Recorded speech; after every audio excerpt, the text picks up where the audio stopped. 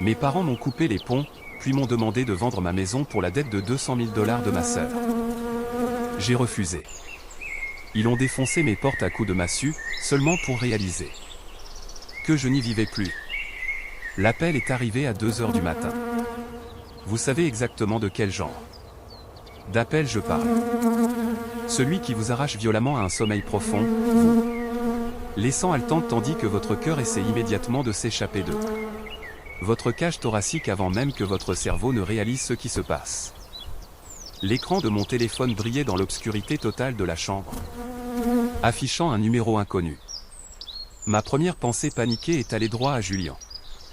Il était médecin, spécialisé en technologie médicale, et il devait parfois prendre des consultations d'urgence tard le soir. Mais Julien était allongé juste à côté d'eux. Moi, sa poitrine se levant et s'abaissant dans un rythme lent et régulier. Complètement inconscient du rectangle lumineux de la peur dans ma main. J'ai balayé pour répondre, ma voix épaisse de sommeil et d'une panique rampante. « Allô » ai-je chuchoté, essayant de ne pas le réveiller. Une voix d'homme, calme, grave et étrangement officielle, a traversé le silence pesant de la pièce. « Est-ce bien Valérie » a-t-il demandé. « Oui » ai-je dit, me redressant lentement, la couverture chaude se sentant soudain comme une couche de glace contre ma peau. « Qui est-ce » Ici l'officier est du département de police de Lakewood. J'appelle concernant vos parents, Marcus et Sylvia, et votre sœur, Harper. Mon souffle s'est coupé, se logeant carrément dans ma gorge. Lakewood, c'était ma vieille ville natale, à des centaines de kilomètres de la vie que je m'étais bâtie. Je n'avais pas dit un seul mot à aucun d'entre eux depuis 5 longues années. Pas de vœux de vacances, pas de SMS d'anniversaire, absolument rien. Qu'est-ce qui aurait bien pu se passer? Vont-ils bien, ai-je demandé, la question ayant un goût de vieille rouille dans ma bouche sèche. C'était un réflexe, un vieil instinct pathétique de la grande sœur responsable que je pensais avoir réussi à tuer il y a une demi-décennie. Ils sont physiquement indemnes. Madame, a dit l'officier, sont-on complètement inébranlables, mais ils ont été placés en garde à vue. Ils ont été appréhendés il y a environ 1 heure. Pour cambriolage et destruction grave de propriété. J'ai serré le pont de mon nez, fermant les yeux très fort, essayant désespérément de traiter la suite absurde de mots qu'il venait de prononcer. Cambriolage, destruction de propriété. Mes parents avaient la soixantaine avancée. Mon père Marcus avait de mauvais genoux et ma mère Sylvia se plaignait si elle devait marcher trop loin à l'épicerie. Et ma sœur Harper était une princesse gâtée et délicate qui pleurait si elle se cassait un ongle manucuré. Ils n'étaient pas des criminels. Ils étaient juste des gens horribles. Je ne comprends pas, ai-je balbutié, me sentant piégé dans un rêve fiévreux bizarre. Où cela s'est-il passé? Et puis l'officier a prononcé les mots qui ont envoyé un frisson violent le long de ma colonne vertébrale. Au 114, Willow Creek Drive, ils ont à plusieurs reprises défoncé les portes d'entrée et les fenêtres à coups de massue, insistant sur le fait qu'ils donnaient une leçon à leur fille ingrate. Mais la propriétaire actuelle, une femme âgée nommée Madame Higgins, a déclaré ne les avoir jamais vus de sa vie. Elle était terrifiée. Elle s'est enfermée dans une salle de bain à l'étage et a appelé le 911. 114, Willow Creek Drive. Ma maison. Ou du moins, c'était ma maison. Une sensation étrange, lourde et froide m'a envahi. Ce n'était pas de la terreur. Ce n'était pas de la peur. C'était autre chose, quelque chose d'incroyablement aigu, d'une clarté brutale et d'un dénouement dévastateur. Je me suis levé du lit, mes pieds nus touchant le sol en bois froid, et j'ai marché jusqu'à la grande fenêtre de mon nouvel appartement, regardant les lumières calmes et scintillantes de la ville qui était censée être mon ultime évasion. « Madame, êtes-vous toujours là ?» a demandé l'officier, un soupçon d'inquiétude finissant par percer dans sa voix professionnelle. « Je suis là. » ai-je dit, ma voix complètement stable maintenant, les restes de sommeil entièrement brûlé par une soudaine poussée d'adrénaline froide. Je pense que vous feriez mieux de me dire absolument tout. Il l'a fait, et tandis qu'il parlait, détaillant la violence pure de leurs actions, l'histoire des 5 dernières années, une histoire de paix durement gagnée que j'avais âprement combattu pour me l'assurer, s'est effondrée autour de moi. Mais ce que ma famille toxique et arrogante ne savait pas, ce qu'elle ne pouvait pas avoir compris dans sa rage aveugle et auto-justifiée, c'est que lorsqu'elle a saisi ses massues et a essayé de briser physiquement mon monde en morceaux, elle avait ciblé la mauvaise maison. Et ce n'était pas moi qui allais en payer le prix. Pour vraiment comprendre comment mon père vieillissant, soi-disant respectable, s'est retrouvé avec une lourde massue en acier entre les mains au milieu de la nuit, il faut remonter exactement 5 ans en arrière. J'avais 29 ans. Travaillant des heures épuisantes comme ingénieur en logiciel. Depuis que j'avais obtenu mon diplôme universitaire, j'avais vécu avec la discipline stricte d'une moniale. Je conduisais une berline de 12 ans d'âge, cabossée, qui claquait quand elle atteignait 60 km/h sur l'autoroute. Je préparais mon déjeuner dans des Tupperware tous les jours, mangeant de tristes sandwichs à mon bureau pendant que mes collègues sortaient manger des sushis. Mon idée d'un vendredi soir sauvage était de rester à la maison, de boire de l'eau du robinet et de regarder des documentaires gratuits. J'ai sacrifié chaque luxe, chaque vacances, chaque once de joie frivole pour une seule raison brûlante, un acompte pour une maison. Et je l'avais finalement fait. J'avais 120 000 $ en sécurité sur mon compte d'épargne. C'était sans aucun doute la plus grande fierté de toute ma vie. Ce samedi-là, je me suis rendu chez mes parents pour ce qui était censé être notre dîner de famille traditionnel, bien qu'habituellement tendu. La connaissance de ce compte d'épargne me brûlait littéralement les doigts, me donnant un rare sentiment de confiance. J'avais hâte de laisser tomber la nouvelle, de leur montrer enfin que la fille tranquille et ennuyeuse avait construit quelque chose de substantiel. Quand je suis arrivé, la maison sentait la viande rôtie et les bougies chères. Ma mère, Sylvia, a ouvert la porte. Elle m'a donné une étreinte raide et obligatoire, ses yeux se posant immédiatement derrière mon épaule, vérifiant si j'avais apporté quelque chose, ou plus probablement, juste à la recherche de la véritable star de la famille. Mon père, Marcus, m'a fait un signe de tête de son fauteuil inclinable. Puis, descendant les escaliers comme des rois, se mêlant aux paysans, est apparue ma sœur cadette, Harper. Harper était l'enfant d'or incontestable. Elle était incroyablement belle, charmante sans effort, et possédait un talent unique pour jouer la victime fragile chaque fois que la vie lui demandait un effort réel. Elle était accompagnée de son mari, Garrison, un homme dont le sourire était beaucoup trop grand et dont les costumes étaient beaucoup trop flashy pour un homme qui n'avait jamais eu d'emploi stable. Garrison était une sangsue qui parlait bien, et Harper était absolument obsédée par lui. Grande nouvelle. Tout le monde se rassemble, a annoncé Garrison à voix haute, claquant des mains avant même que j'aie eu le temps d'enlever mon manteau. Nous nous sommes tous dirigés vers la table à manger. J'ai ravalé la nouvelle de mon fond pour la maison, décidant de laisser Harper avoir la vedette comme elle le faisait toujours. Garrison a déroulé une série de graphiques brillants, imprimés professionnellement, sur la table à manger.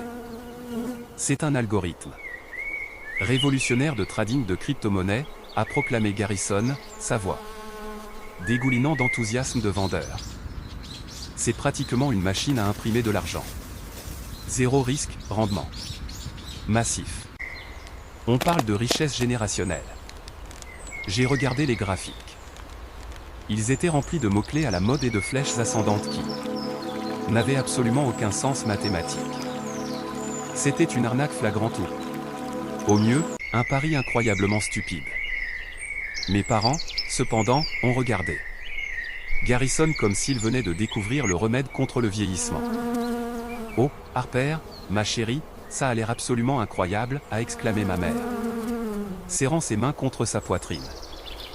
Il n'y a qu'un tout petit obstacle, poursuivit Garrison, détournant habilement son regard vers moi. Nous avons besoin d'un peu de capital de démarrage pour débloquer le pool de trading 2. Au niveau 200 000 $ pour être exact. Le chiffre est resté en suspens, épais et suffocant. 200 000 $. J'ai senti un froid se former au fond de mon estomac.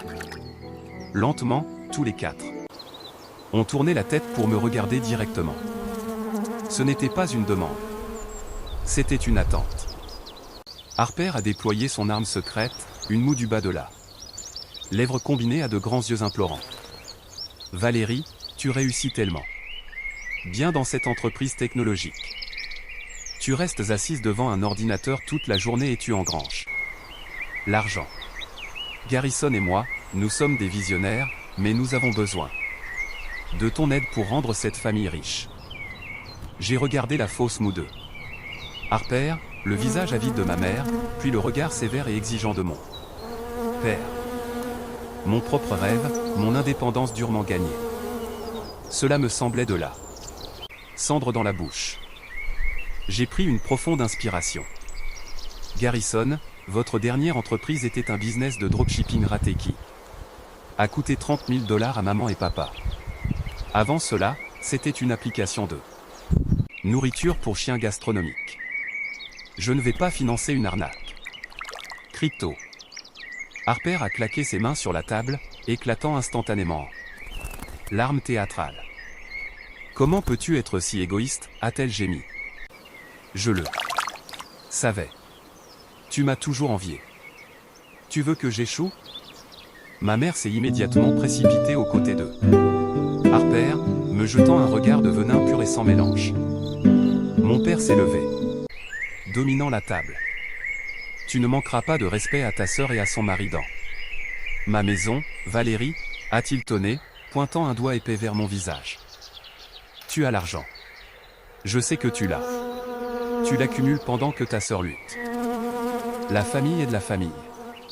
Tu vas virer cet argent sur le compte de Garrison. Lundi matin. J'ai tenu bon, bien que mes mains tremblaient. J'ai 120 000 $.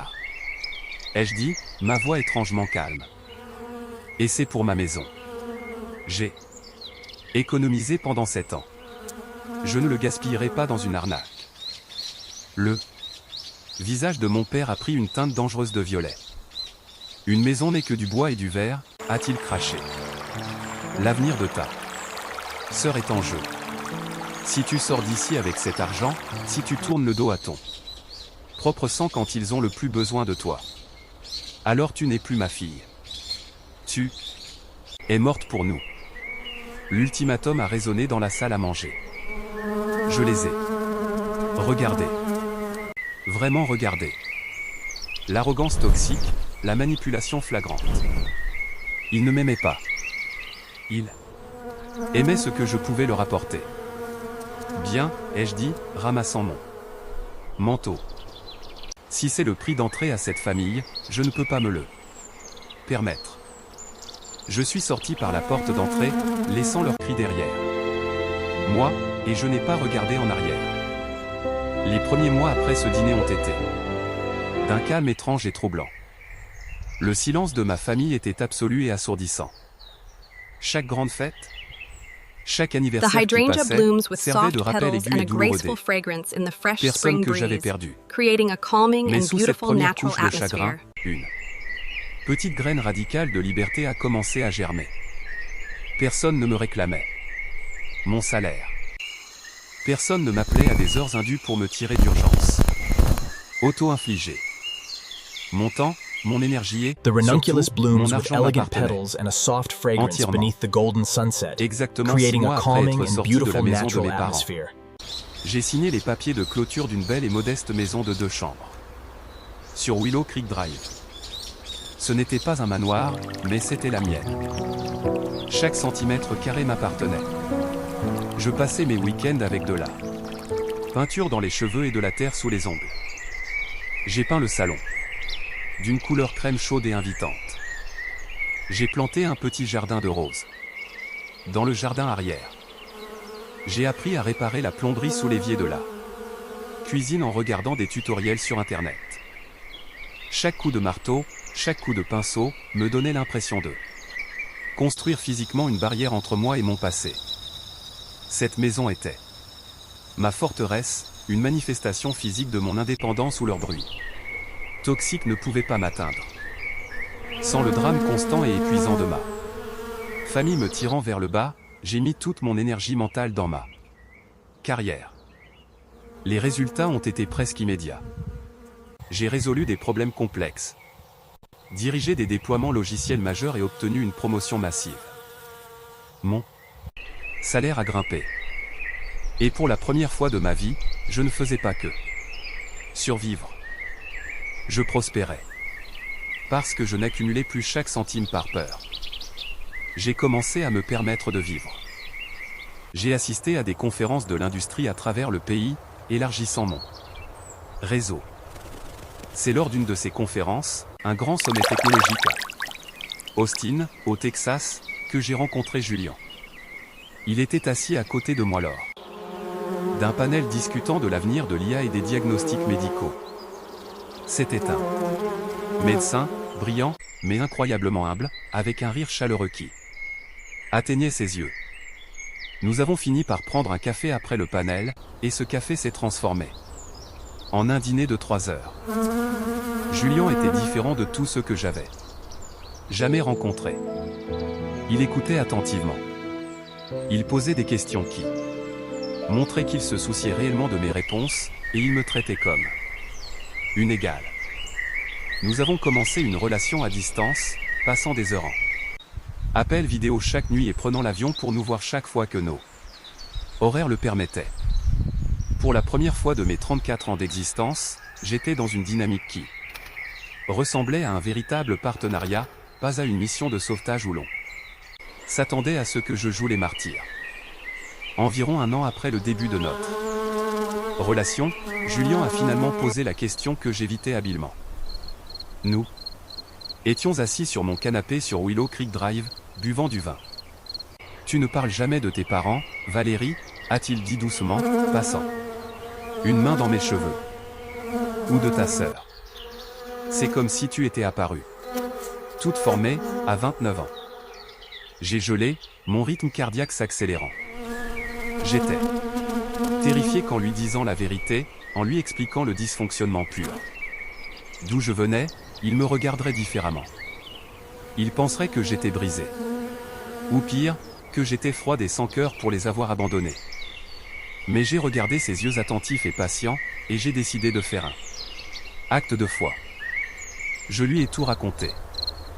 Je lui ai parlé du syndrome de l'enfant doré, du chantage émotionnel constant, de l'escroquerie aux crypto-monnaies, de l'ultimatum final brutal. Quand j'ai eu fini, je me suis préparé au jugement. Au lieu de cela, Julien m'a serré contre lui et a embrassé le haut de ma tête. Tu as fait la chose la plus difficile et la plus courageuse qu'une personne puisse faire, a-t-il dit. Tu as choisi ta propre paix. Je suis si incroyablement fier de toi.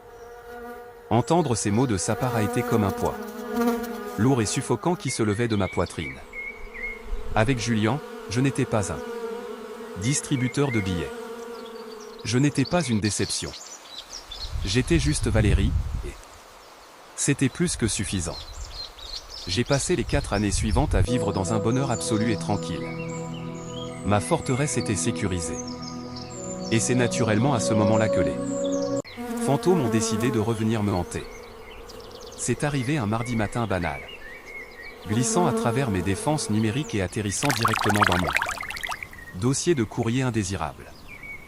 C'était un email d'une adresse que je ne reconnaissais pas, juste une chaîne de chiffres et de lettres aléatoires. Mais c'est la ligne d'objet qui m'a glacé le sang instantanément, arrêtant mes doigts sur le clavier. Elle disait en majuscule, « Urgent, vie ou mort pour Harper. » C'était de ma mère, Sylvia.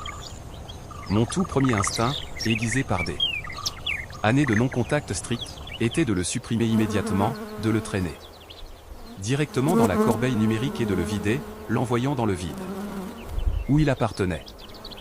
Mais les mots, vie ou mort, me rongeaient l'esprit. Et si elle avait eu un terrible accident de voiture? Et si Harper était réellement gravement malade?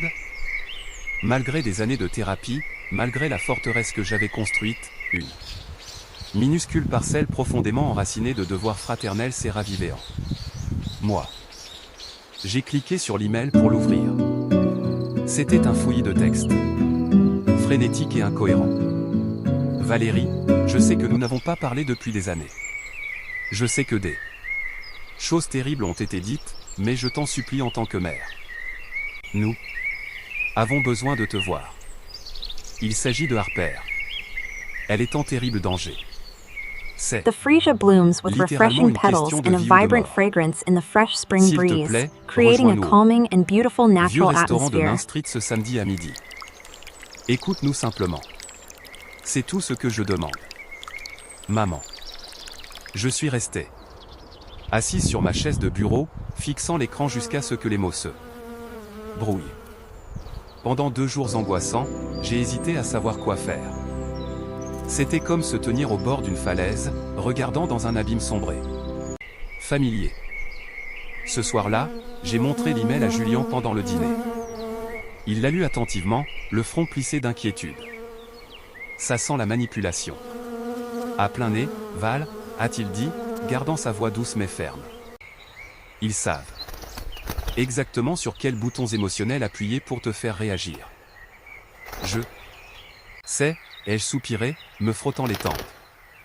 Je sais que c'est probablement un piège.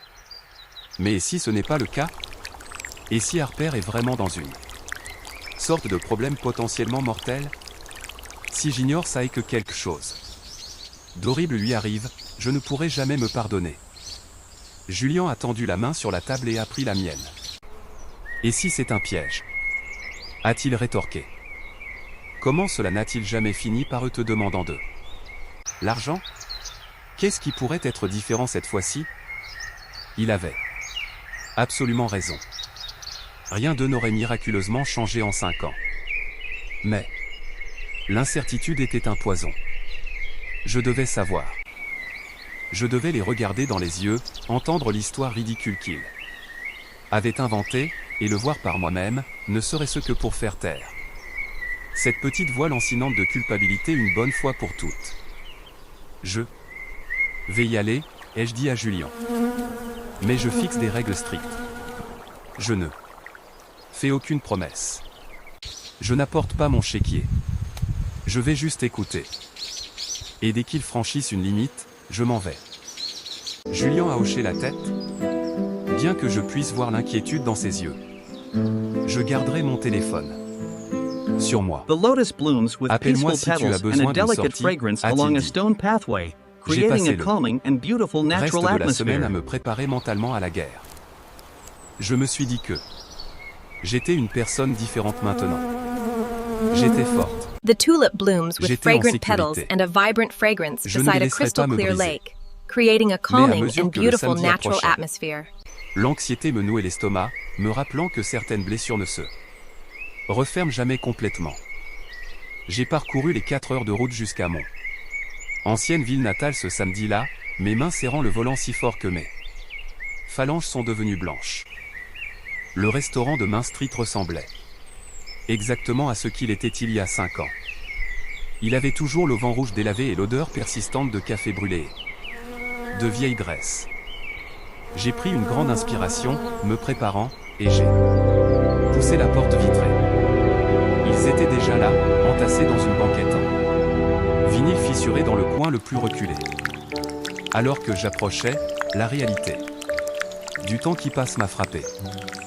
Mon père semblait nettement plus vieux, ses épaules affaissées, son visage ridé par un stress profond.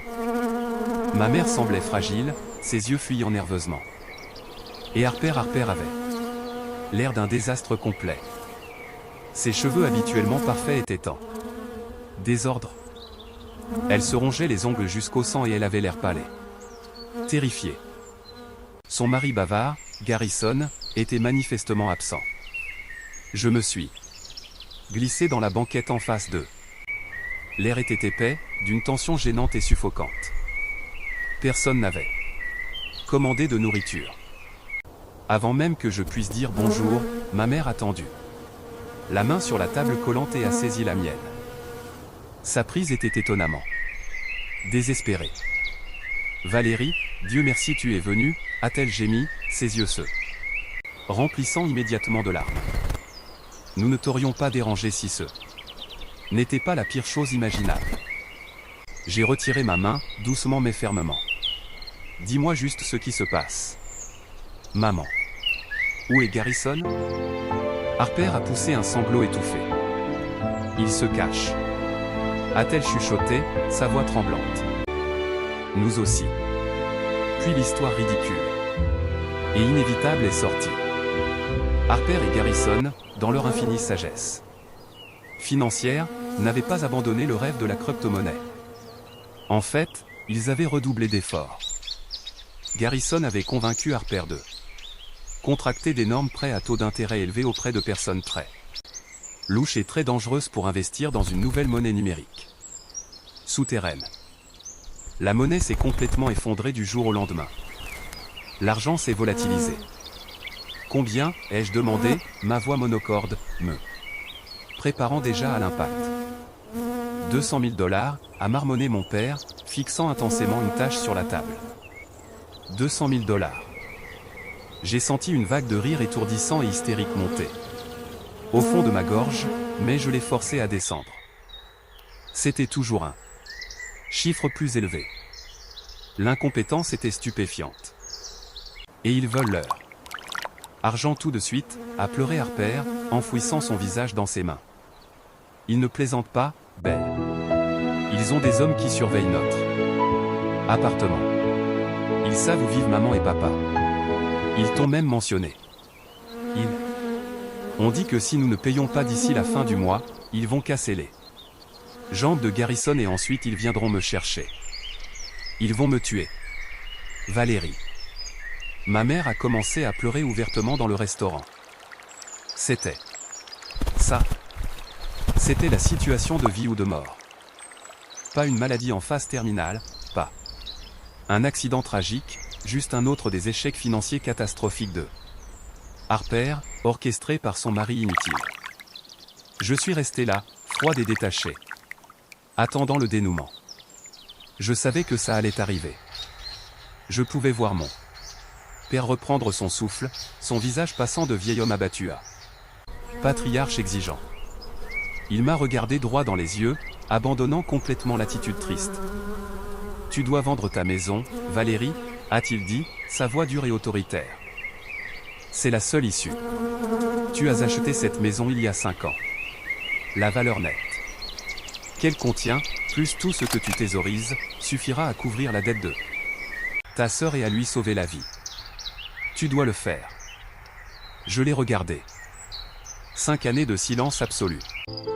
5 années où il ne se souciait pas de savoir si j'étais vivante ou morte.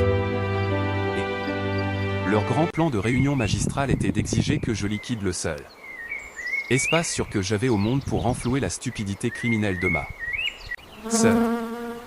L'audace à couper le souffle était presque impressionnante. Non, ai-je dit. La seule syllabe tomba sur la table comme un poids de plomb. Quoi? Ma mère. Alta, essuyant ses yeux, me regardant comme si je venais de parler une langue étrangère. Non, répétai-je, me penchant légèrement en avant. Je regardais directement Harper. Toi et Garrison avez creusé ce trou immense. Vous pouvez trouver comment en sortir. Vendez votre voiture chère. Vendez vos sacs de créateurs. Déclarez faillite.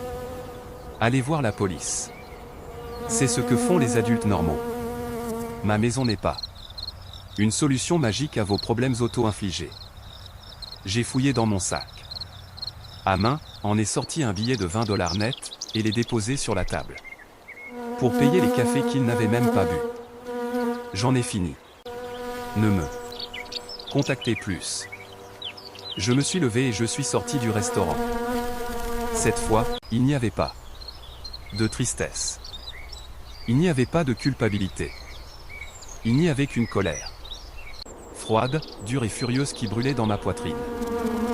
Je pensais honnêtement que sortir de ce restaurant serait la fin.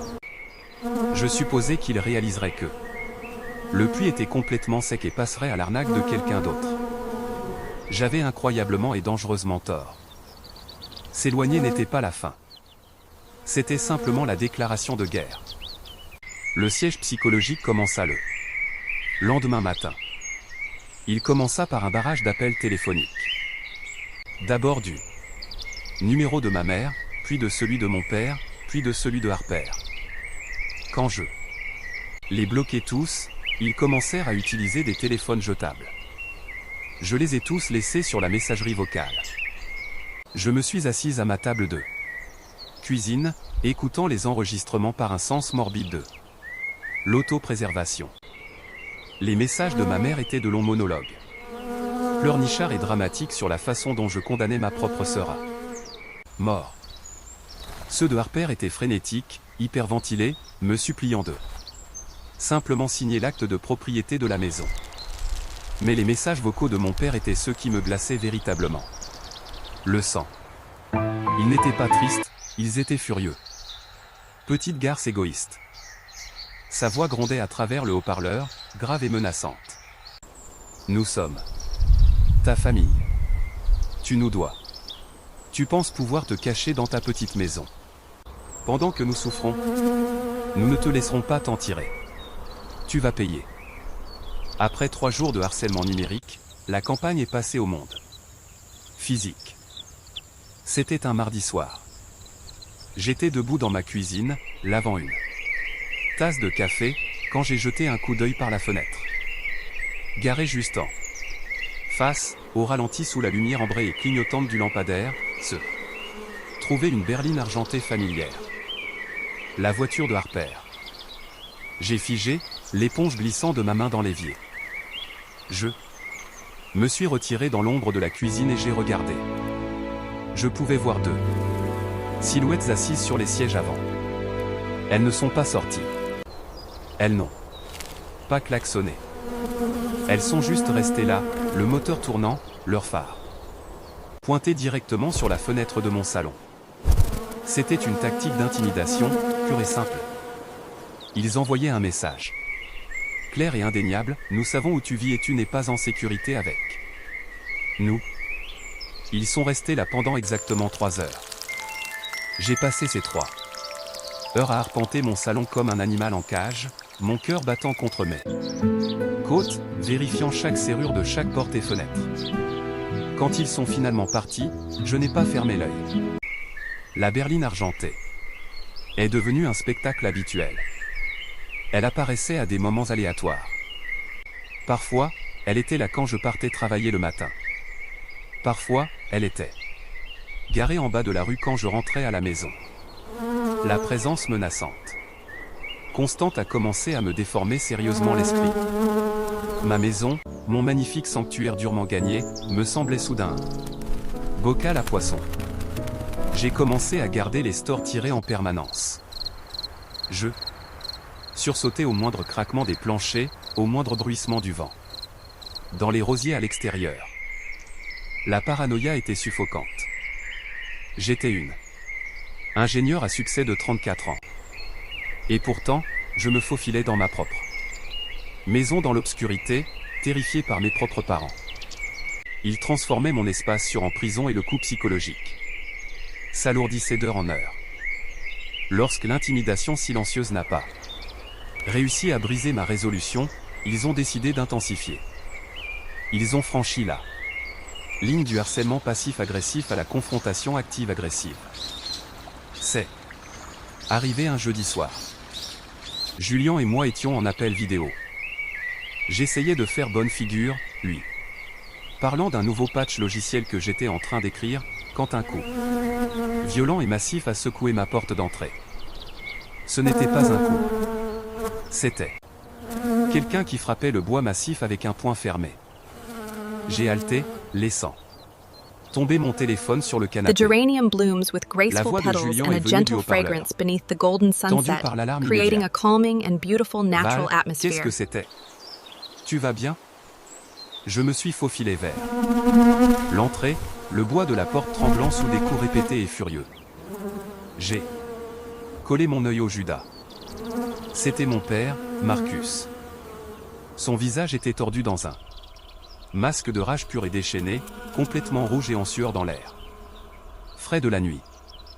Valérie, a-t-il rugi, sa voix portant facilement à travers l'épaisse porte. Je sais que tu es là. Ouvre cette maudite porte. Tu vas m'écouter. Il a donné un coup de pied au bas de la porte avec sa lourde botte. J'ai reculé, mes mains tremblant de manière incontrôlable. J'ai attrapé mon téléphone. Julien? C'est mon père. Il essaie de défoncer la porte. Julien n'a pas hésité. Appelle la police tout de suite, Val, n'ouvre pas cette porte. Appelle le 911.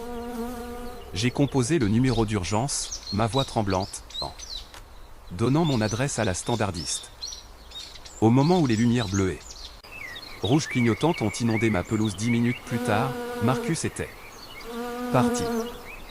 La police a fait un rapport, The mais jasmine comme il n'avait blooms with encore rien gentle cassé, petals and a fragrant fragrance in a ne pouvait quiet pas faire garden, grand-chose, creating à a part calming promettre and d'augmenter les beautiful patrouilles natural atmosphere. dans la zone. Mais le dommage à mon psychisme était fait. La limite physique de ma maison avait été violée par sa violence. Et juste au moment où je pensais que ça ne pouvait pas être pire, ils ont mené leur campagne de terreur dans ma vie professionnelle. Le lendemain matin, je suis entré au bureau, épuisé, nerveuse. Mon rival au travail, un gars arrogant et trop ambitieux nommé Gavin, qui essayait constamment de me saper pour une promotion, s'est penché par-dessus la cloison séparant nos bureaux. « Salut, Valérie », dit-il, un sourire narquois et entendu plaqué sur son visage.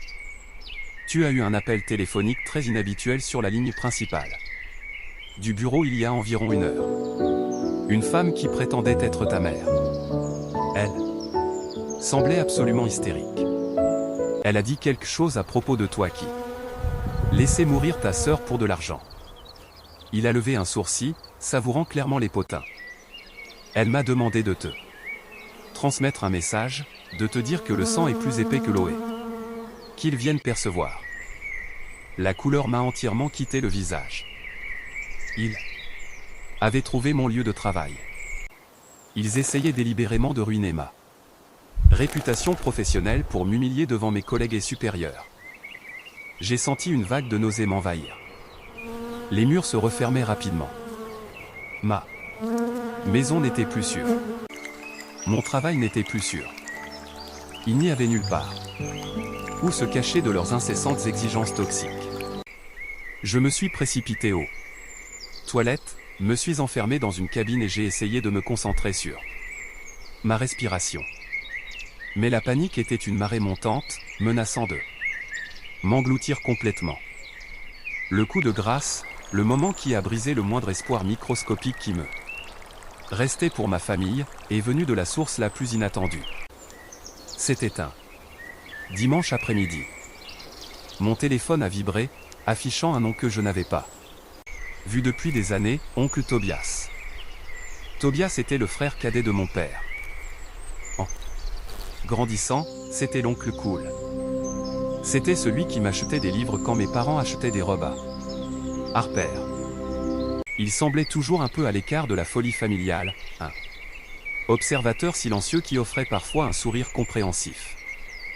Désespéré d'entendre une voix de raison, désespéré qu'un adulte de la famille dise enfin à Marcus et Sylvia qu'ils étaient fous, j'ai répondu à l'appel. Valérie, gamine, a dit Tobias, sa voix portant ce ton familier, réconfortant. Héros. J'ai entendu des choses incroyablement troublantes de la part de ton père. Tout ce gâchis avec Harper, il semble que les choses aient complètement échappé à tout contrôle. J'ai poussé un long soupir tremblant. Des larmes de pur soulagement me picotaient les coins des yeux. C'est un cauchemar, oncle Tobias, ai-je avoué, ma voix se brisant. Il me harcèle. Papa a essayé de défoncer ma porte. Ils appellent mon bureau. Ils veulent que je vende ma maison pour payer les dettes de jeux de crypto de Garrison. C'est de la pure folie. Il y eut un long silence à l'autre bout du fil.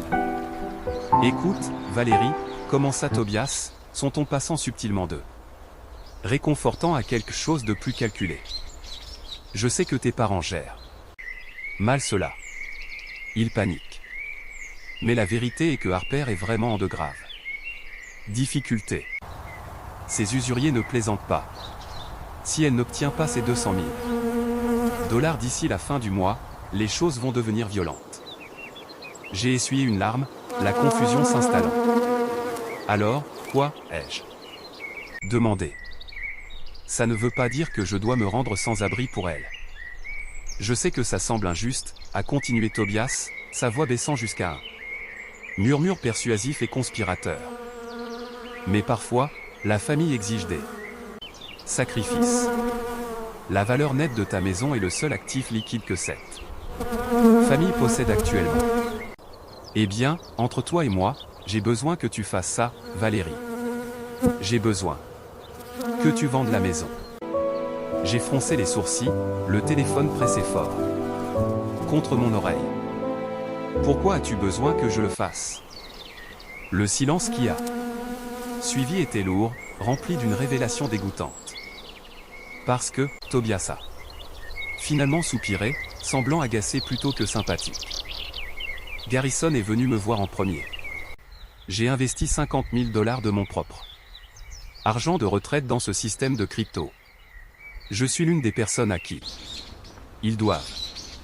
Si tu ne vends pas ta maison et que tu ne les renfloues pas, je perds ma retraite. Alors, sois une bonne fille. Arrête d'être si têtu et fais ce que ton père dit, mets la maison sur le marché. Les mots m'ont frappé comme un coup physique à l'estomac. La trahison était si absolue, si complète, qu'elle m'a littéralement coupé le souffle.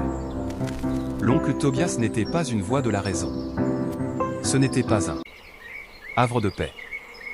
C'était juste un autre parasite. C'était un créancier. Il ne se souciait pas que Harper se fasse briser les jambes. Et il ne se souciait certainement pas que je me retrouve sans abri. Il utilisait le déguisement de la loyauté familiale, manipulant ma confiance uniquement pour s'assurer de récupérer ses 50 000 $. Toute ma famille n'était qu'un nid de vipères, se dévorant constamment et s'attendant à ce que je me serve sur un plateau d'argent. Je n'ai pas dit un seul mot. J'ai juste lentement éloigné le téléphone de mon oreille et j'ai mis fin à l'appel. Je me suis tenu au centre de mon salon, entouré des murs que j'avais peints, regardant par la fenêtre la rue où leur voiture rôdait constamment. La réalisation m'a frappé avec la force d'un train de marchandises. Je ne pouvais pas gagner cette guerre en restant immobile. Ma forteresse était devenue une cage. Tant que je posséderais cette maison, tant que je serais lié à cet emplacement physique, il ne s'arrêterait jamais. Il me viderait émotionnellement et professionnellement jusqu'à ce que je n'ai plus rien. Une résolution froide, terrifiante, mais d'une clarté brillante, s'est installée en moi. Je ne pouvais pas les faire disparaître. Mais je pouvais me faire disparaître, et je savais exactement ce que je devais faire ensuite. Ce dimanche soir, après l'appel téléphonique dévastateur avec mon oncle Tobias, je suis resté assise pendant des heures dans la lumière tamisée de mon salon. Le silence de la maison, qui était autrefois mon réconfort ultime, me semblait maintenant une lourde couverture suffocante. J'ai pris mon téléphone et j'ai appelé Julien. Il a répondu dès la première sonnerie, sa voix immédiatement pleine d'inquiétude en entendant ma respiration tremblante. Je n'en Freesia peux blooms plus, with Julien, colorful ai-je petals and a chuchoté. refreshing fragrance beneath the L'épuisement golden m'avait sunset, creating a Finalement calming and rattrapé et beautiful s'était natural installé profondément atmosphere. dans mes os. The wisteria blooms with sont vibrant petals and a radiant partout. fragrance in the fresh spring Ils sont breeze, à ma porte. creating a calming and Ils beautiful appellent mon natural bureau. atmosphere. Et maintenant, ils ont même monté ma famille élargie contre moi. Ils ont complètement gâché cette maison pour moi. Ce n'est plus un sanctuaire. C'est une cible. Julien est resté silencieux un instant, me laissant tout exprimer. Puis sa voix est passée à travers le haut-parleur. calme, stable et incroyablement rassurante. Alors, quel est notre prochain coup, Valérie? Dis-moi ce dont tu as besoin et nous le ferons. Le fait qu'il ait utilisé le mot « notre », qu'il se soit immédiatement inclus dans mon problème désordonné et chaotique sans une seconde d'hésitation, m'a donné le sursaut de force dont j'avais désespérément besoin. J'ai pris une grande inspiration saccadée. Je vais vendre la maison, ai-je dit, les mots semblant terrifiants et libérateurs tout à la fois. Et puis je déménage. Je vais trouver un nouvel emploi ou demander une mutation, mais je quitte cette ville. Je viens à Austin pour être avec toi. Il y eut une brève pause. Et pendant une fraction de seconde, mon cerveau anxieux hurla que j'avais été trop vite. Mais ensuite Julien a laissé échapper un rire doux et sincère. Il était temps, a-t-il dit. Mon appartement est bien trop grand pour une seule personne de toute façon. Mais Val, si tu mets un panneau à vendre dans ton jardin, ta famille le verra. Il passe devant ta maison tous les jours. S'ils The savent heather que tu essaies blooms de with peaceful petals and a liquider, dreamy ils fragrance vont around s'en a prendre à tranquil toi. backyard, creating Ils a essaieront de calming and bloquer la beautiful vente, natural de atmosphere. harceler les acheteurs, ou de faire quelque chose de fou pour te forcer la main. Il avait absolument raison. Une annonce publique serait un désastre. J'ai besoin de faire une annonce. Fantôme. J'ai expliqué le plan qui se formait rapidement dans mon esprit. Une vente privée hors marché. Je dois trouver un agent immobilier spécialisé dans les transactions très discrètes. Pas de panneau sur la pelouse. Pas d'annonce publique sur Internet. Pas de journée portes ouvertes.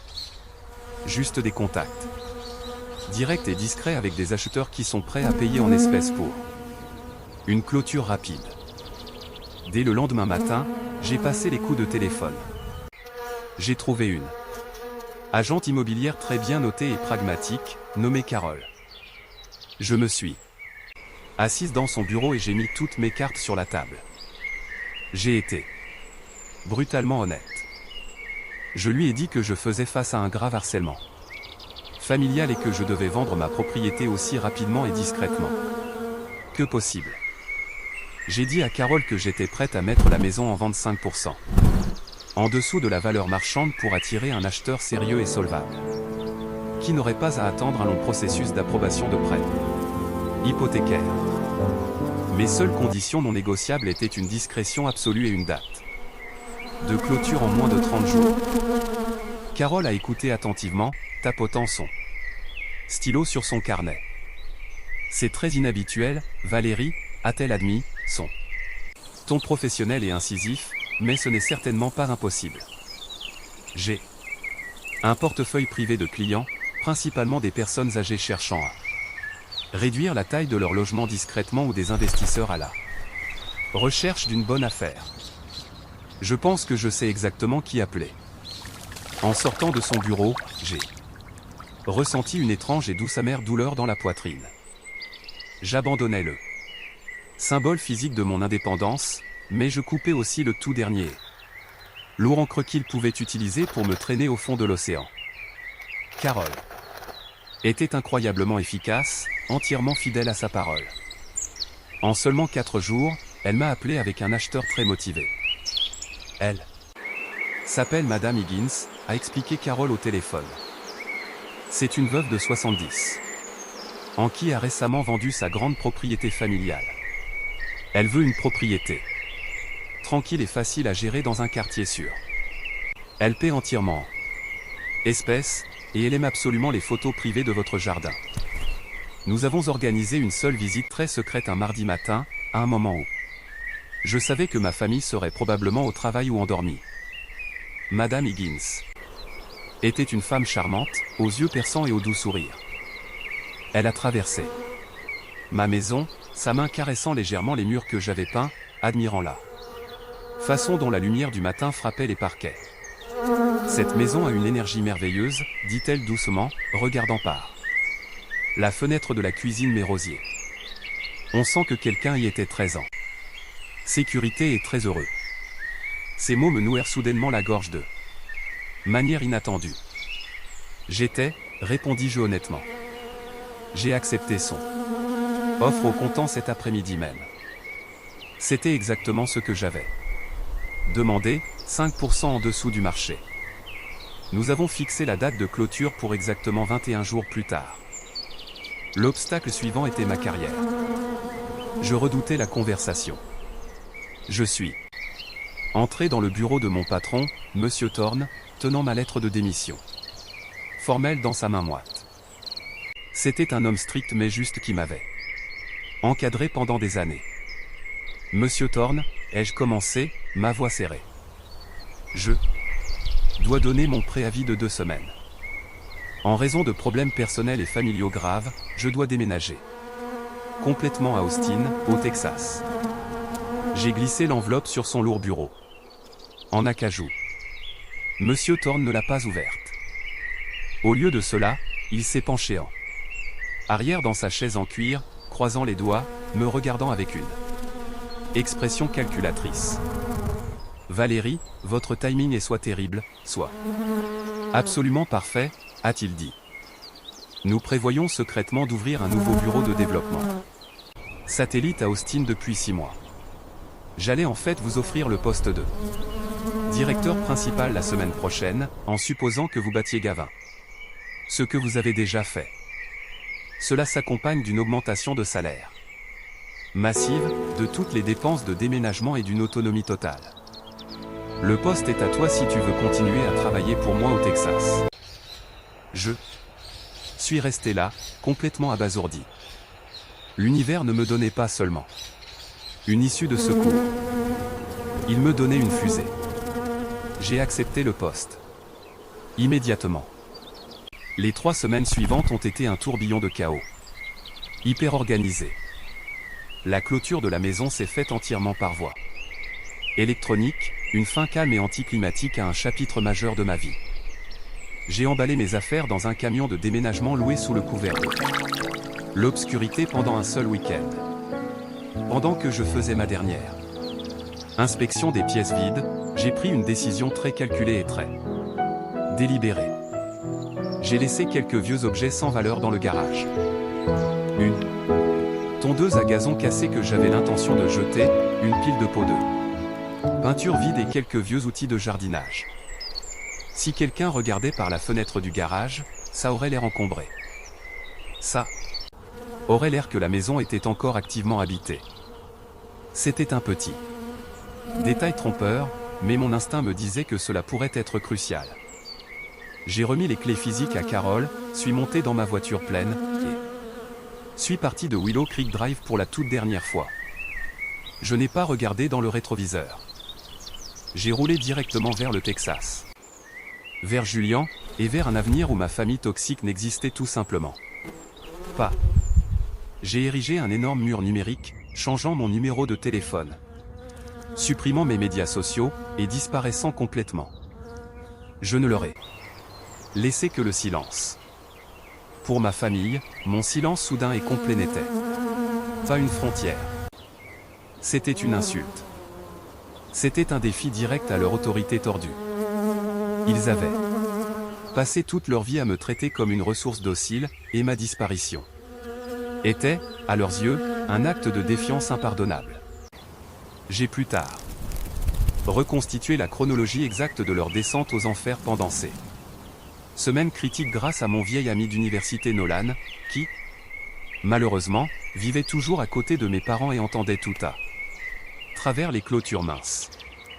Selon Nolan, la pression à l'intérieur de la maison de mes parents atteignait un point d'ébullition. La fin du mois approchait rapidement. Les créanciers obscurs, auprès desquels Garrison avait soi-disant emprunté, réclamaient leurs 200 000 $. Et ma sœur Harper n'avait pas un seul sou. La panique s'est transformée en une rage collective, fétide et purulente, et naturellement, toute cette rage était entièrement dirigée contre moi. J'étais la fille égoïste qui thésaurisait une maison. J'étais celle qui détenait la clé magique de leur salut et qui refusait de tourner la serrure. L'architecte réel du chaos qui s'ensuivit, cependant, n'était pas mon père. C'était Garrison. Nolan a entendu une dispute massive dans leur jardin. Harper était en pleine crise de larmes, sanglotant qu'elle allait être assassinée. Mon père arpentait la pelouse, hurlant à propos de mon manque de respect. Et puis Garrison est intervenu, sa voix mielleuse et manipulatrice, plantant la dernière graine empoisonnée dans l'esprit de ma mère. C'est tellement injuste. Sylvia, avait dit Garrison, assez fort pour que Nolan l'entende par-dessus la clôture. Valérie va juste rester dans sa jolie petite maison pendant que la vie de Harper est détruite. Si Valérie refuse de vendre la maison pour sauver sa propre sœur, alors peut-être que cette maison ne devrait rien valoir du tout. Si nous ne pouvons pas la voir, pourquoi devrait-elle y vivre en paix? C'était un chef-d'œuvre de manipulation toxique. Il n'a pas explicitement prononcé les mots, mais l'implication planait, lourde et sombre, dans l'air. S'il ne pouvait pas extraire la valeur financière de ma maison, il se vengerait en détruisant sa valeur physique. Il s'assurerait que je souffrirais autant qu'eux. C'était une stratégie née d'une pure autodestruction vindicative. L'acte final, désespéré, d'une famille qui avait entièrement oublié comment construire quoi que ce soit de significatif et ne savait que détruire. Et dans leur fureur aveugle et auto-justifiée, complètement consumés par leur propre victimisation, il ne leur est jamais venu à l'esprit de vérifier les registres de la propriété publique. Ils n'avaient absolument aucune idée que j'étais déjà à des centaines de kilomètres, dormant paisiblement à Austin. Ils n'avaient aucune idée que j'avais remis les clés à une veuve âgée des semaines auparavant. Ils chargeaient agressivement leurs armes pour une bataille massive qui était déjà complètement terminée. Marchant vers un champ de bataille où les seules personnes qui pouvaient éventuellement The blesser étaient geranium eux-mêmes. blooms with peaceful petals Ils and a ont choisi un fragrant vendredi fragrance soir, beside a une crystal nuit sans clear lune, lake, très creating a nuageuse, calming and qui a beautiful natural atmosphere. Absorber la lumière des lampadaires des rues de banlieue. C'était la scène sombre parfaite pour le crime violent qu'ils étaient sur le point de commettre. Ils ont garé la berline argentée de Harper à 2 pâtés de maison de Willow Creek Drive et ont marché le reste du chemin, leurs silhouettes sombres se fondant dans les ombres. C'était un trio terrifiant et pathétique. Mon père, Marcus, le visage figé dans un masque rigide et sinistre de fureur justicière, portait une lourde massue en acier à long manche. Ma mère, Sylvia, sa douceur habituellement feinte, complètement aigrie en une résolution dure et amère, serrait une lourde clé en croix métallique. Et ma sœur Harper, l'enfant d'or précieuse pour laquelle toute cette violence était censée être orchestrée, traînait nerveusement derrière eux. Armés d'une batte de baseball en bois, ils se sont faufilés à l'arrière de la maison, évitant la porte d'entrée, visant directement les grandes portes coulissantes en verre qui menaient au salon.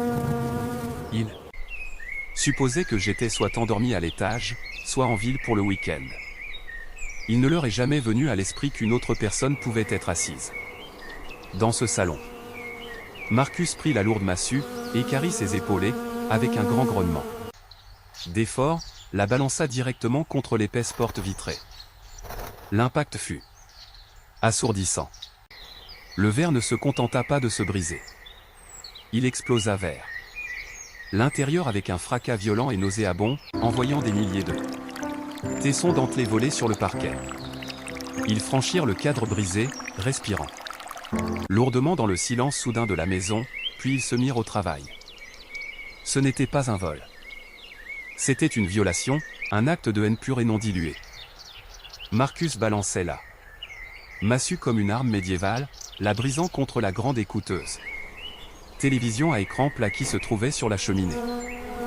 Des étincelles volèrent et l'écran implosa avec un bruit creux et terrifiant. Mais cette télévision ne m'appartenait pas. Elle appartenait à Madame Higgins.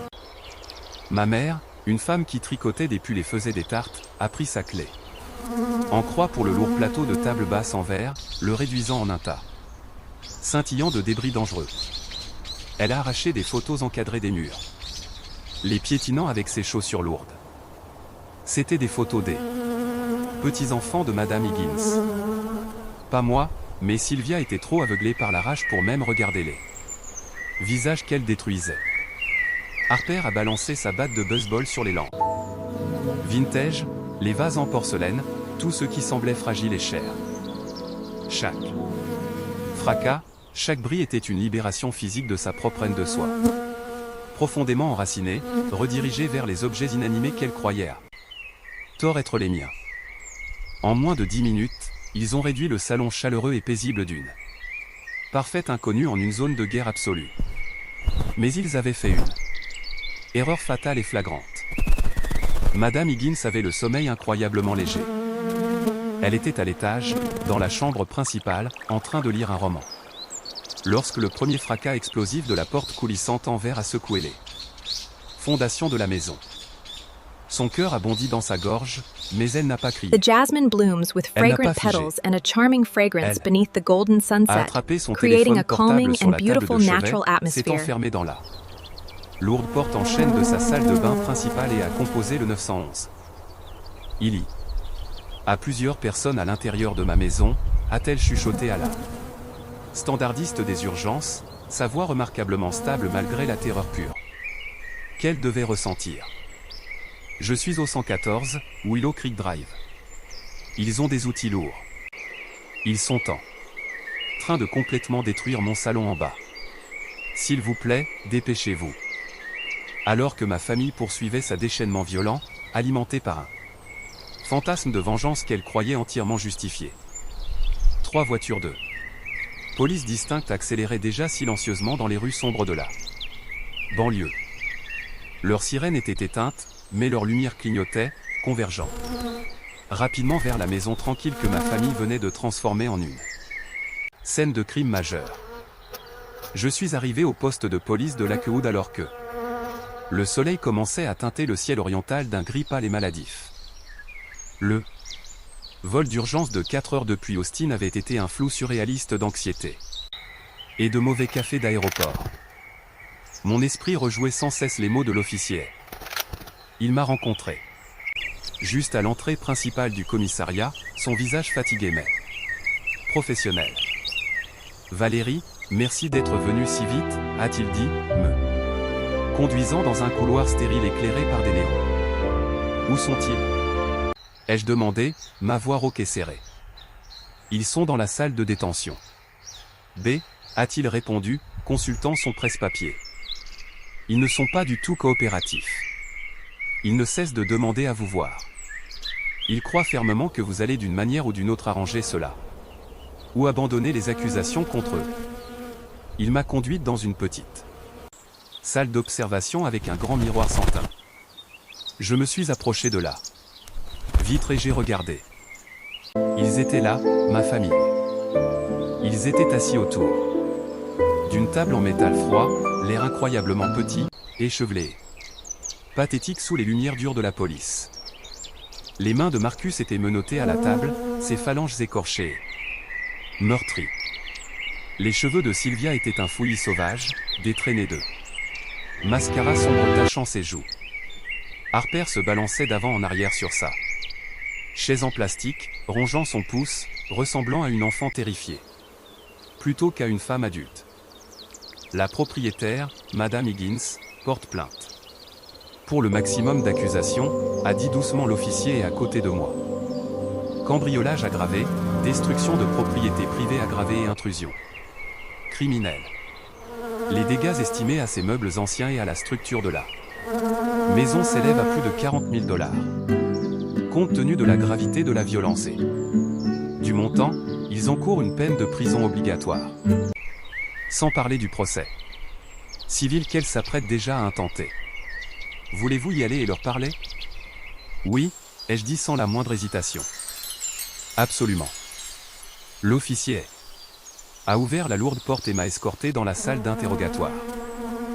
Dès qu'ils m'ont vu, une vague massive de soulagement visible a envahi leur visage fatigué, immédiatement suivi de leur habitude profondément ancrée d'attribuer la faute. Valérie, Dieu merci, tu es enfin là, a crié ma mère, se débattant contre ces menottes. Dis à ces policiers idiots que c'était un gros malentendu. Dis-leur que nous sommes de la famille. Il n'y a pas de malentendu ici, maman? Ai-je dit, ma voix aussi froide et dure que le sol en béton sous mes pieds. Je ne me suis pas assise. Je me suis tenue droite, les regardant de haut. Marcus a claqué ses mains. Menotté contre la table en métal, les chaînes cliquetant bruyamment. C'est entièrement de ta faute, Valérie, a-t-il rugi, son visage se tordant. Cette rage toxique familière. Tout ça. Si tu avais seulement été une fille loyale et payé la dette de ta sœur, rien de tout cela ne serait arrivé. Nous essayons juste de te donner une leçon de respect. Une leçon ? Ai-je répété, laissant échapper un rire court et creux qui a résonné dans la petite pièce. Une leçon en quoi exactement ? Comment commettre de multiples crimes violents ? Comment terroriser complètement une femme âgée innocente de 70 ans ? Elle n'était pas censée être là. Harper a gémi dans le coin, les larmes coulant sur son visage. Nous pensions que la maison était vide. Nous pensions que nous ne faisions que casseter. Affaire. Vous pensiez que ma maison était vide, l'ai-je corrigé. Lentement, laissant le lourd silence s'étirer, observant leur visage confus et arrogant. J'avais attendu 5 longues et angoissantes années pour ce moment. Précis. 5 années à être la méchante de leur récit tordu. C'était enfin à mon tour d'écrire la fin. Marcus a gonflé la poitrine, essayant de retrouver son autorité patriarcale. J'ai tout le droit de casser le salon de ma propre fille si elle me manque de respect. J'ai laissé un petit sourire, vraiment froid, effleurer mes lèvres. Et puis j'ai lâché la bombe finale et dévastatrice. C'est le problème fondamental ici, papa, ai-je dit, ma voix résonnant d'une clarté cristalline dans la pièce silencieuse. Ce n'est pas ma maison. Il a cligné des yeux, sa colère faiblissant une seconde. De quoi diable parles-tu ? Ce n'est pas ma maison, ai-je répété, articulant chaque syllabe, savourant la destruction absolue de leur réalité. Je l'ai vendue il y a 3 semaines. La femme que vous venez de terroriser. Violemment au milieu de la nuit est la nouvelle propriétaire. Vous n'avez pas cambriolé ma maison. Vous avez cambriolé la maison d'une complète et totale inconnue. La couleur a instantanément et violemment disparu des 3 visages. La bouche de Marcus s'est ouverte et fermée silencieusement. Sylvia a poussé un halètement étranglé et essoufflé. Harper s'est contenté de me fixer, ses yeux écarquillés d'une horreur naissante et incompréhensive. Le fondement même de leur colère justifiée s'est effondré en poussière en une seule seconde. Ils ne m'avaient pas puni. Ils avaient commis un crime aléatoire, massif, et je n'allais pas les sauver. Les suites légales et financières ont été incroyablement rapides et absolument brutales. La profonde illusion de ma famille, selon laquelle je ferais en sorte que la police disparaisse comme par magie, s'est évaporée face à la dure et impitoyable réalité du système judiciaire de l'État. Ils n'avaient plus affaire à leur fille, docile et facilement manipulée. Ils avaient affaire au poids total du procureur de Lakewood. Madame Higgins, bien que physiquement ébranlée par l'épreuve, était une femme remarquablement résolue. Elle a engagé un avocat redoutable qui a immédiatement déposé une plainte civile massive contre mes parents et ma sœur pour les 40 000 $ de dommages matériels, plus un stress émotionnel considérable. Face aux preuves physiques accablantes et indéniables, leurs empreintes digitales sur les massues, l'enregistrement terrifiant du 911 de Madame Higgins et leurs propres aveux idiots filmés concernant leur tentative de me donner une leçon. Leur défenseur public leur a dit qu'ils n'avaient aucune chance de gagner un procès. Le procureur a proposé une négociation de plaidoyer stricte. Il devait plaider coupable de vandalisme grave et d'intrusion criminelle. La sentence était de 5 ans de probation stricte, une thérapie de gestion de la colère psychiatrique obligatoire, et surtout, une restitution financière complète et immédiate à la victime. S'ils ne payaient pas, ils iraient directement en prison d'État. La restitution complète et immédiate signifiait remettre 40 000 $ immédiatement. Ils ne les avaient pas. Leurs économies avaient Était entièrement épuisé par les échecs sans fin de Harper et Garrison des années auparavant.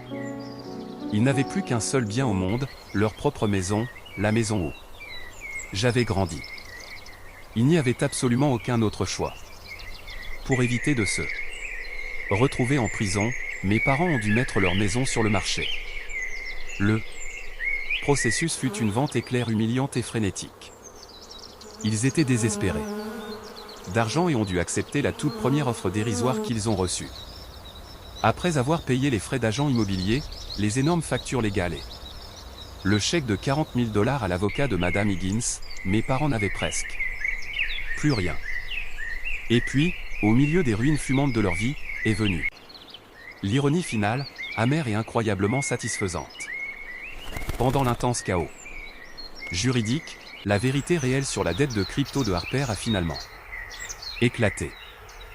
Les dangereux et violents usuriers qui étaient censés casser des jambes et tuer des gens, ils n'existaient absolument pas. C'était un mensonge absolument fabriqué. The primrose La blooms dette with était en gentle fait due à petals une and a société graceful d'investissement en fragrance ligne. beside a crystal clear lake, Légitime et creating hautement a calming réglementé et and à quelques beautiful membres de la natural famille atmosphere. crédule. Comme l'oncle Tobias. La société menaçait simplement d'un procès civil standard, ce qui aurait ruiné la cote de crédit de Harper et l'aurait forcé à une faillite standard. Personne n'a jamais été en danger physique. Garrison avait entièrement fabriqué le scénario dramatique de vie ou de mort pour manipuler les émotions de mes parents, espérant utiliser leur panique pour me forcer à vendre ma maison et lui donner un renflouement massif en espèces. Quand mon père a finalement appris cette vérité, quelque chose dans son cerveau a simplement craqué. La dévotion aveugle et inébranlable qu'il avait toujours portée à son enfant Dor s'est complètement brisée. Nolan m'a dit que la dispute qui a eu lieu était légendaire, entendue clairement à 3 maisons de distance. Mais il était entièrement trop tard. Les dégâts étaient faits de façon permanente. Ils ont pris le peu d'argent pathétique qui restait de la vente forcée de leur maison et l'ont donné à la société d'investissement pour empêcher Harper de comparaître devant un tribunal civil. Et juste comme ça, à cause de leur propre cupidité et de leur malveillance, mes parents se retrouvèrent sans abri, complètement fauchés et irrévocablement brisés. La maison qu'ils avaient violemment détruite dans le but de me forcer à vendre la mienne leur avait finalement coûté la leur. C'était une parfaite, terrible et magnifique symétrie karmique. Exactement une semaine avant que ma promotion ne commence officiellement à Austin, mon téléphone a vibré avec un numéro inconnu. J'avais le fort sentiment de savoir exactement qui c'était, mais cette fois-ci, j'ai répondu non pas par peur, mais par une clôture absolue. « Allô » ai-je dit. Calmement. C'était ma mère, Sylvia. Mais sa voix était complètement méconnaissable. Elle était entièrement dépouillée de son arrogance habituelle, de son côté manipulateur et de sa colère. C'était juste un râle creux et vide. « Valérie » a-t-elle chuchoté, comme un fantôme. Nous avons perdu la maison. La vente a été conclue aujourd'hui. Nous devons déménager complètement d'ici dimanche. Je sais, ai-je dit, gardant mon ton parfaitement neutre. Il y a eu une longue pause angoissante à l'autre bout du fil. Je pouvais l'entendre prendre une respiration tremblante et humide. Ton père ne va pas bien, Valérie. Il n'a pas dit un mot depuis 4 jours. Il reste assis sur une chaise pliante et fixe le mur d'un air hébété. Il a l'air si vieux. Harper et Garrison nous laissent rester avec eux dans leur petit appartement d'une chambre. Ton père et moi dormirons sur un canapé lit cassé dans le salon. Garrison est furieux à ce sujet. L'image qu'elle peignait était si incroyablement sombre, si absolument pathétique qu'une personne normale aurait pu ressentir une pointe de sympathie. Mais tout ce que je voyais dans mon esprit, c'était Marcus balançant une massue. Et Sylvia l'encourageant. Nous avons fait une erreur, Valérie, a-t-elle sangloté, les larmes finissant par couler. Une terrible, horrible erreur. Nous étions juste si effrayés pour ta sœur. Nous ne pensions pas clairement. Je suis tellement désolé. C'était l'excuse que j'avais désespérément souhaité entendre pendant les 29 premières années de ma vie. Et maintenant qu'elle était enfin prononcée, elle ne signifiait absolument rien pour moi. Elle n'était pas née d'un véritable remords pour la façon dont ils m'avaient traité. Elle était née de pur désespoir parce qu'ils avaient finalement fait face aux conséquences. Ils n'étaient pas désolés pour ce qu'ils avaient fait. Ils étaient juste désolés d'avoir été pris. Je dois y aller, maman, ai-je dit doucement. Attends, a-t-elle crié, sa voix montant en flèche de pure panique. S'il te plaît, Valérie, ne raccroche pas. Nous n'avons absolument plus rien. Ton père ne peut pas travailler. Peux-tu s'il te plaît nous envoyer un peu d'argent? Juste assez. Pour avoir un petit appartement à nous. S'il te plaît, Valérie, nous sommes ta famille. Et là, c'était la vérité. Absolue et indéniable. Même après tout, après la police, les arrestations, les maisons perdues, elle me demandait toujours de l'argent. Notre relation a pris fin de façon permanente il y a 5 ans, maman, ai-je dit, ma voix douce, mais portant la finalité d'un tombeau qui se ferme. La nuit où toi et papa m'avaient dit que j'étais morte pour vous si je ne finançais pas l'arnaque de Garrison. J'ai accepté ces conditions. Tout ce qui t'arrive en ce moment n'est que l'univers qui finalise les papiers de tes propres décisions. Je te souhaite le meilleur. J'ai mis fin à l'appel, bloqué le numéro, et n'ai ressenti absolument rien d'autre qu'un silence profond et magnifique. La guerre était officiellement et définitivement terminée. 1 an peut absolument tout changer. J'étais assise sur la large véranda en bois d'une magnifique maison à 2 étages dans les collines d'Austin, au The Texas. sunflower blooms with gentle petals soleil and se a dreamy couchait, fragrance peignant in the le fresh spring breeze, ciel de teinte creating a brillante d'orange et calming de and violet. beautiful natural atmosphere. La maison appartenait à Julien et moi. Nous l'avions achetée ensemble, combinant mon nouveau salaire de directrice régionale et son revenu de médecin. L'argent de mon ancienne maison sur Willow Creek Drive était investi en toute sécurité dans un fonds de retraite, complètement épargné par le chaos de mon passé. Julien est sorti sur le porche, portant 2 verres de thé glacé. Il m'en a tendu un et s'est assis à côté de moi, passant son bras autour de mes épaules. Je me suis penché vers lui, respirant le parfum du cèdre et de l'air du soir. J'ai pensé au mot famille. Pendant la majeure partie de ma vie, cela avait été un mot sale, entièrement associé à une lourde obligation, à une culpabilité toxique et à un poids écrasant et inéluctable. Cela signifiait sacrifier mes propres besoins fondamentaux pour financer les désirs égoïstes de quelqu'un d'autre.